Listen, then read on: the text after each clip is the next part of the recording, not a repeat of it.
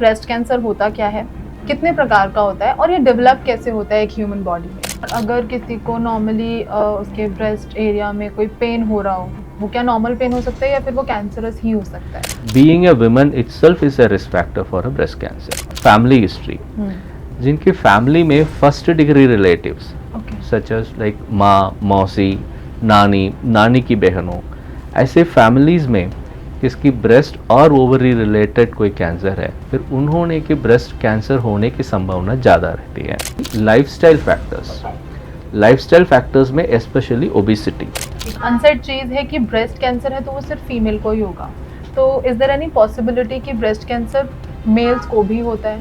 Usually आपकी किस दिन महीना शुरू हो रहा है उस दिन से एक हफ्ते की बाद ब्रेस्ट सेल्फ एग्जामिनेशन मंथली कराना है। From 12 o'clock, 1 o'clock, 2 o'clock, 3 o'clock ऐसे clockwise pattern periphery to the nipple with the flat of the fingers ऐसे पैल्पेट करके देखना है। लंप हाथ में महसूस हो रही है, अगर समटाइम्स अगर निपल से कुछ डिस्चार्ज दिख रही है और निपल थोड़ा रिसेंटली अंदर घुसने लग रहा है, तो ये सब इस ब्रेस्ट सेल्फ एग्जामिनेशन में ईजिली पकड़ सकती है। अब क्या वो जो लंप अगर हमें फील हो रहा है तो कितनी पॉसिबिलिटी हो सकती है, या फिर क्या ये श्योरिटी है कि वो जो लंप होगा वो कैंसरस ही होगा? ट्रीटमेंट के बाद रिकवरी में एक ह्यूमन बॉडी को कितना टाइम लगता है? जो लाइफस्टाइल चेंज जिस तरह से अब बहुत ज़्यादा बढ़ गया है, लाइफस्टाइल काफ़ी ज़्यादा मेनली हमारे मेजर डिजीज़ का एक कारण है, one of the reason is lifestyle changing. तो क्या ब्रेस्ट कैंसर को जो इतना बढ़ाने के पीछे रीज़न लाइफस्टाइल हो सकता है? हाँ।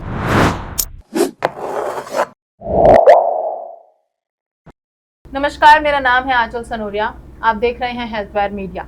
सेहत है ज़रूरी के आज के इस एपिसोड में हम बात करने वाले हैं ब्रेस्ट कैंसर के बारे में। इससे जुड़ी जानकारी होना काफ़ी ज़्यादा इम्पॉर्टेंट है, क्योंकि आज के वक्त की अगर हम बात करें तो ये सबसे ज़्यादा होने वाला कैंसर बन चुका है। ब्रेस्ट कैंसर की तादाद इस तरह से बढ़ रही है कि नॉलेज जो है वो जितनी हो उतनी कम है। क्या होता है, कितने प्रकार का होता है, क्या हर गांठ ब्रेस्ट कैंसर होती है, जिसके लिए हम जुड़ रहे हैं Rajiv Gandhi cancer institute and research centre के डॉक्टर विश्वक चंधर से, जो है chief of breast onco surgery. Welcome sir, welcome to Healthwire Media. Thank you sir, सबसे पहला सवाल यही आता है कि ब्रेस्ट कैंसर होता क्या है, कितने प्रकार का होता है और ये डेवलप कैसे होता है एक ह्यूमन बॉडी में? अच्छा, नमस्कार। सबसे पहले मैं आपको धन्यवाद देना चाहता हूँ इस अवसर के लिए, जिनमें ब्रेस्ट कैंसर के बारे में अपने विचार और अपने जानकारी लोगों को समझाने के लिए एक अपॉर्चुनिटी मिल रही है। ब्रेस्ट कैंसर ऐसे बीमारी है जो हर साल हज़ारों महिला की प्रभावित करती है, लेकिन आज भी लोगों की ब्रेस्ट कैंसर के प्रति एक फियर और मिसकंसेप्शन बनी हुई है। मेरा प्रयास यही होगा कि आज की हमारे इस डिस्कशन के माध्यम से लोगों को ब्रेस्ट कैंसर के बारे में एक सही जानकारी दे सकूं और अवेयरनेस बढ़ाऊं और सही टाइम से डायग्नोसिस और ट्रीटमेंट लेने में क्या मुख्यत्व है वो समझा सकूं। सो अभी आपकी क्वेश्चन है ब्रेस्ट कैंसर कैसे डेवलप हो रहा है। ब्रेस्ट कैंसर ऐसे कंडीशन है जिसमें ब्रेस्ट की सेल्स बिना कंट्रोल वो डिवाइड होती जाती है। उसी के कारण ब्रेस्ट में कोई लंप जैसा मास बनती है। कभी कभी ये ब्रेस्ट की कैंसर सेल्स हैं शरीर में बाकी जगह पे भी वो फैलती है। तो इसमें सेवरल टाइप्स है ब्रेस्ट कैंसर में। मोस्ट कॉमन हिस्टोलॉजिकल टाइप है इन्वेसिव डक्टल कार्सिनोमा, हम कहते हैं, जो दूध की नली से वो बनती है। दूसरी टाइप इन्वेसिव लोबुलर कार्सिनोमा, वो मिल्क प्रोड्यूसिंग ग्लैंड से वो ट्यूमर बनती है।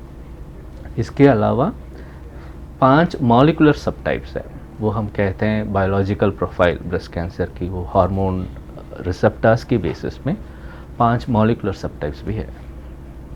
तो सर, अगर हम बात करें लक्षण की, तो लक्षण क्या होते हैं ब्रेस्ट कैंसर के? सिम्टम्स क्या दिखाई देते हैं शुरुआती तौर पर? अच्छा, ब्रेस्ट कैंसर के शुरुआत की सिम्टम्स है majority presence with breast lump and most often breast lump painless होती है. Okay. Sometimes they may present with nipple changes such as recent retraction of nipple और अ निपल डिस्चार्ज. कोई भी nipple से ब्लड और पानी जैसे निर्वहन आ रही है, वो भी शुरुआत की सिम्टम्स है. Sometimes it may present with redness of skin over the breast. Breast में कोई लाल कलर दिख रहा है स्किन में, वो भी एक शुरुआत की लक्षण है. Sometimes they may present with swelling in the armpit region. So ये सब शुरुआत के लक्षण है. ओके. और अगर किसी को नॉर्मली उसके ब्रेस्ट एरिया में कोई पेन हो रहा हो, वो क्या नॉर्मल पेन हो सकता है या फिर वो कैंसरस ही हो सकता है? नहीं, ब्रेस्ट में पेन है हमेशा वो कैंसर नहीं होती है. एंड शुरुआत की स्टेजेस में ब्रेस्ट की कैंसर की लंप है वो पेनलेस होती है. एडवांस्ड स्टेजेस में ब्रेस्ट कैंसर के कारण पेन होती है. ओके. सो हमेशा अगर ब्रेस्ट में पेन है, most common condition is benign mastalgia हम कहते हैं. अगर मैं रीजंस की बात करूं डॉक्टर, तो क्या कारण होते हैं, क्या रीजंस होते हैं कि ब्रेस्ट कैंसर का रूप ले लेते हैं? अच्छा, सो ब्रेस्ट कैंसर के ऐसे सिंगल फैक्टर हम नहीं कह सकते है as a causative. Breast cancer की मल्टी फैक्टोरियल रिस्क फैक्टर्स हैं. इसमें है being a woman itself is a risk factor for a breast cancer. Okay. Second, advancing age, अगर एज बढ़ रही है तब रिस्क भी बढ़ते रहती है. तीसरा है फैमिली हिस्ट्री. जिनकी फैमिली में first degree relatives such as like माँ, मौसी, नानी, नानी की बहनों, ऐसे फैमिलीज में किसकी ब्रेस्ट और ओवरी रिलेटेड कोई कैंसर है, फिर उन्होंने कि ब्रेस्ट कैंसर होने की संभावना ज़्यादा रहती है. ओके. फोर्थ है genetic factors. Okay. Other than the family history, genetically inheritance है. हम जेनेटिक जीन्स हम कहते हैं BRCA1, BRCA2 जीन्स. अगर जेनेटिकली वो इनहेरिटेंस है तब भी कैंसर बनने की रिस्क बढ़ती है. Next, hormonal factors like early menarche, late menopause, nulliparous. ऐसे सिचुएशंस में क्या होगा, क्यूमुलेटिव ईस्ट्रोजन एक्सपोजर शरीर में ज़्यादा रहती है. उसी के कारण ब्रेस्ट कैंसर बनने की रिस्क भी बढ़ती है. Lastly, lifestyle factors. Lifestyle factors में especially obesity. Obesity, in fact, high BMI in postmenopausal women, that is a high risk factor for breast cancer development. And alcohol, it's a very strong risk factor for causing breast cancer. Sir, majorly ना ये एक I think एक unsaid चीज़ है कि breast cancer है तो वो सिर्फ फीमेल को ही होगा. तो इज देयर एनी पॉसिबिलिटी कि ब्रेस्ट कैंसर मेल्स को भी होता है? हाँ जी. सो ब्रेस्ट कैंसर पुरुषों को भी होगा. ओके. एंड लेकिन but condition is rare. Okay.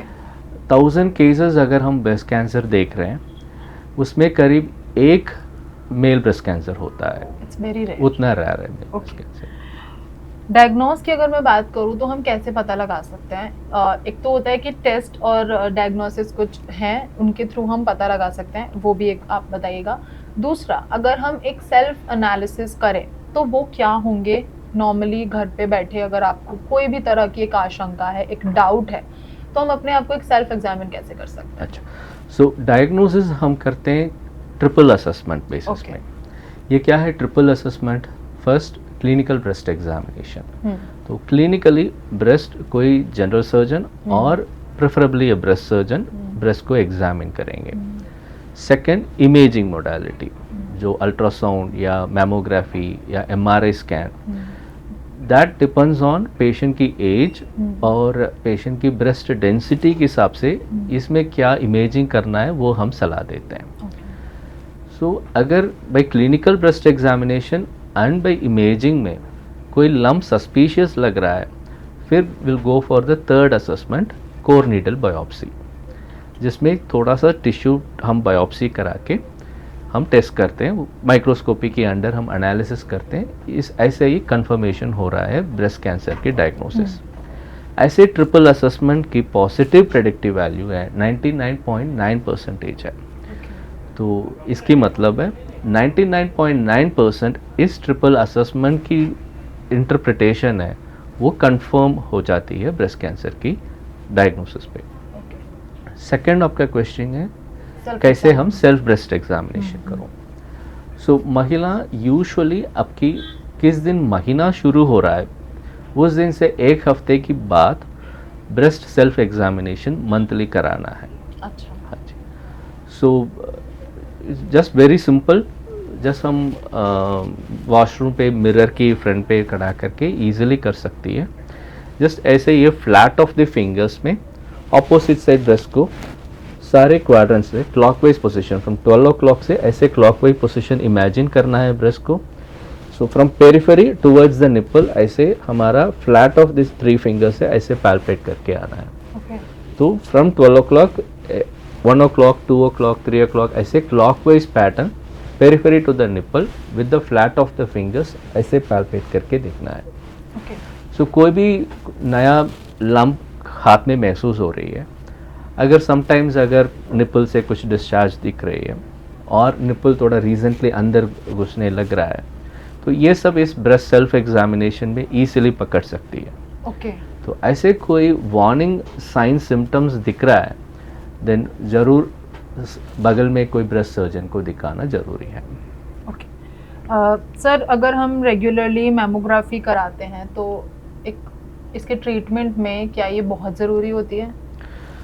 देखिए, मैमोग्राफी हम स्क्रीनिंग मैमोग्राफी के बारे में आप डिस्कस कर रहे हैं। इसकी फ़ायदा है, ब्रेस्ट कैंसर है, ब्रेस्ट लंप है, हमारा हाथ में महसूस होने की पहले ये ईजिली पकड़ सकती है मैमोग्राफी। अच्छा। हाँ, सो ये हम कहते हैं स्क्रीन डिटेक्टेड लीशन। सो ऐसे स्क्रीनिंग मैमोग्राफी में इवन ज़्यादा छोटा लीशंस है, हमारा हाथ पे भी नहीं महसूस हो रहा है, वो इजीली उसमें दिख जाएगी। तो उसी के कारण ट्रीटमेंट आसान होता है और वो सक्सेसफुल भी होता है। पेशेंट का सर्वाइवल रेट वो भी अच्छा रहता है। सेकेंडली, ऐसे अर्ली स्टेज में हम ब्रेस्ट कैंसर को हमने डिटेक्ट कर लिया, ब्रेस्ट बचा के सर्जरी की ऑप्शंस ज़्यादा रहता है। ऐसे पेशेंट्स के ब्रेस्ट सारी पूरा निकालने की, हम कहते हैं मैस्टेक्टमी, उसकी ज़रूरत कम होती है। तो ऐसे स्क्रीनिंग मैमोग्राफी यूजुअली हम रेकमेंड करते हैं 40 साल की उम्र के ऊपर, साल की एक बार स्क्रीनिंग मैमोग्राफी कराने के लिए हम रेकमेंड करते हैं। बट 50 इयर्स के बाद 1 and 2 years ये मैमोग्राफी कराने की हम रेकमेंड करते हैं। जिसमें फैमिली हिस्ट्री है, लाइक हमने पहले डिस्कस किया, माँ, मौसी, नानी, ऐसे फैमिलीज में ब्रेस्ट और ओवेरियन रिलेटेड कैंसर्स हैं, उस विमेन हम कैटेगराइज करते हैं हाई रिस्क विमेन ग्रुप। ऐसे हाई रिस्क विमेन ग्रुप का स्क्रीनिंग 25 इयर्स एज से ही शुरू हो जाती है। तो हर साल from 25 years age they have to undergo imaging. आपने कहा कि आप अगर सेल्फ एग्जामिन करते हैं और आपको कोई भी लंप फील होता है तो आप एक बार चेक करा सकते हैं। अब क्या वो जो लंप अगर हमें फील हो रहा है तो कितनी पॉसिबिलिटी हो सकती है, या फिर क्या ये श्योरिटी है कि वो जो लंप होगा वो कैंसरस ही होगा? नहीं, सारे ब्रेस्ट लंप कैंसर नहीं होता है। Majority of lumps they are benign, जैसे हम फाइब्रोएडिनोमा कहते हैं और सिंपल ब्रेस्ट सिस्ट, ऐसे बिनाइन कंडीशंस मेजॉरिटी है। वेरी रेयरली ऐसे ब्रेस्ट कैंसर का जो लंप है वो होता कैंसरस होता है। अगर अब बात करें ट्रीटमेंट की, हमने सिम्टम्स, रीजंस, डायग्नोसिस सब पर बात की। ट्रीटमेंट की अगर मैं बात करूँ तो बेस्ट टू लीस्ट क्या वो ट्रीटमेंट ऑप्शंस रहते हैं ब्रेस्ट कैंसर के लिए? अच्छा, तो ब्रेस्ट कैंसर की ट्रीटमेंट है, वो भी मल्टी मोडालिटी अप्रोच से ही करते हैं। इसमें एक ट्रीटमेंट ऐसे नहीं है, surgery, chemotherapy, radiation therapy, sometimes targeted therapy, hormone therapy, immunotherapy, ऐसे मल्टी मोडल अप्रोच से ही ब्रेस्ट कैंसर की हम ट्रीटमेंट करते हैं। सो ऐसे single form of treatment breast cancer की नहीं है। और सर्वाइवल रेट अगर हम बात करें तो क्या रहता है? अगर अर्ली स्टेज में ही बीमारी पकड़ लिया, जैसे स्टेज 1 पे डायग्नोज हुआ एंड ट्रीटमेंट सही से लिया है, 95 to 99% क्यूर रेट मिल जाती है। अच्छा। अगर स्टेज 2 में ट्रीटमेंट चल रहा है, उन लोग का 80-85% क्यूर रेट मिल जाती है। अगर पेशेंट बाकी जगह पे बीमारी फैलने के बाद डायग्नोसिस हो रहा है, हम कहते हैं स्टेज 4 डिसीज, ऐसे सिचुएशन में 20-25% 5 ईयर सर्वाइवल रेट मिल जाती है। 5 ईयर मतलब 5 ईयर का लाइफ स्पैन आपने बता दिया। ठीक है। ट्रीटमेंट के बाद रिकवरी में एक ह्यूमन बॉडी को कितना टाइम लगता है? So that depends on patient overall health status. Okay. So मैंने कहा ये मल्टी मोडल अप्रोच ट्रीटमेंट है। इसमें अगर पेशेंट सर्जरी हम करा रहे हैं तो यूजुअली हफ्ते 10 दिन में रिकवरी कंप्लीट हो जाती है। कीमोथेरेपी, रेडिएशन थेरेपी थोड़ा लंबा प्रोसेस है। सो उसी के हिसाब से पेशेंट के जनरल हेल्थ कंडीशन के हिसाब से उसकी रिकवरी हो जाती है। क्या जो लाइफस्टाइल चेंज जिस तरह से अब बहुत ज़्यादा बढ़ गया है, लाइफस्टाइल काफ़ी ज़्यादा मेनली हमारे मेजर डिजीज़ का एक कारण है, one of the reason is lifestyle changing. तो क्या ब्रेस्ट कैंसर को जो इतना अ, बढ़ाने के पीछे रीज़न लाइफस्टाइल हो सकता है? हाँ, सो हम पहले ही हमने ये डिस्कस किया है, it's a multi factorial cause. उसमें एक फैक्टर है लाइफस्टाइल है। अभी फिजिकल इनएक्टिविटी ज़्यादा हो रही है, ओबिसिटी ज़्यादा हो रही है, substance abuse in the form of alcohol consumption पहले से अभी ज़्यादा हो रही है। सो ये सारे लाइफस्टाइल फैक्टर्स हैं, ये indirectly it causes the breast cancer risk. इलाज के बाद क्या दोबारा लौट सकता है ब्रेस्ट कैंसर? एक बार आपने क्योर कर लिया, लाइक फर्स्ट और सेकंड स्टेज में, जैसे आपने मुझे विद परसेंटेज एक प्रिसाइजली आंसर दिया, तो क्या ऐसा है कि चांसेस हैं कि एक बार आप ठीक हो गए स्टिल वो आपको दोबारा से हिट बैक करे? अगर अर्ली स्टेज में डायग्नोज हुआ है, सही से ट्रीटमेंट लिया है, तब पलट से वापस आने की रिस्क कम रहता है। अच्छा। अगर थोड़ा एडवांस्ड स्टेज में डायग्नोसिस हुआ है, कुछ महिला का ट्रीटमेंट के बाद पलट से वापस आने की रिस्क थोड़ा रहती है। इसीलिए हम ट्रीटमेंट ख़त्म होने के बाद भी फॉलो अप रेगुलरली करने के लिए हम इंसिस्ट करते हैं।